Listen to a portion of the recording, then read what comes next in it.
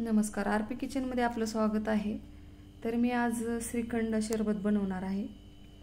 तर एकदम थंडगार आणि टेस्टी असं शरबत आहे। यासाठी दही घ्यायचे, तर 2 वाट्या दही घेतलेला आहे मी इथं। तर अशा पद्धतीच्या भांड्यामध्ये दही टाकून घ्यायचे।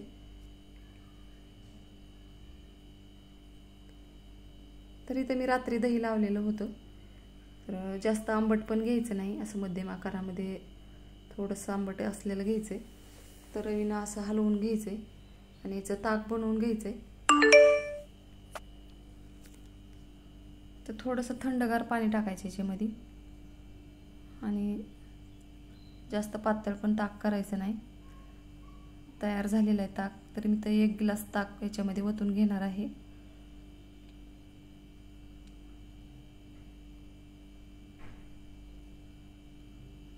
तर इथं मी श्रीखंड घेतलेला आहे मोठे 2 चमचे।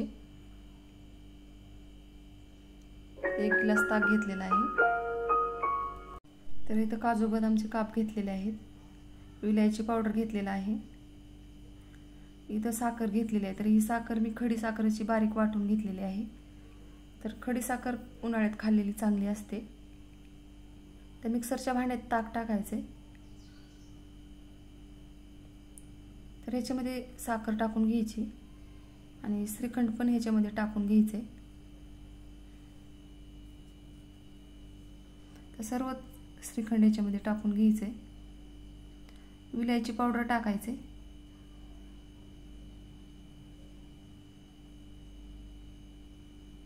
तर याच्यात काजू बदाम आणि पिस्ताचे काप टाकून घ्यायचे आणि चांगलं थोडंसं थंडगार पाणी टाकून मिक्सर फिरवून घ्यायचे। तर मी ताकाच्या गिलासामध्ये थोडंसं पाणी टाकलेलं आहे आणि मिक्सरच्या भांड्यात टाकले। तर एकदा फिरवून घ्यायचे। तर बघू शकता एकदम छान असं शरबत किंवा ज्यूस तयार झालेला आहे।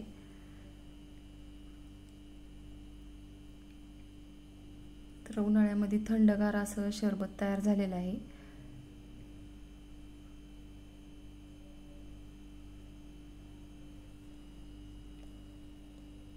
तर वरून थोडंसं श्रीखंड टाकलेलं आहे याच्यामध्ये।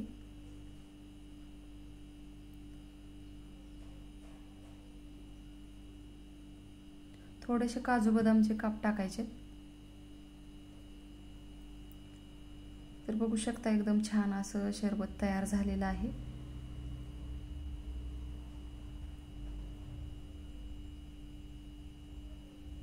तर एक बर्फाचा तुकडा टाकलेला आहे याच्यामध्ये।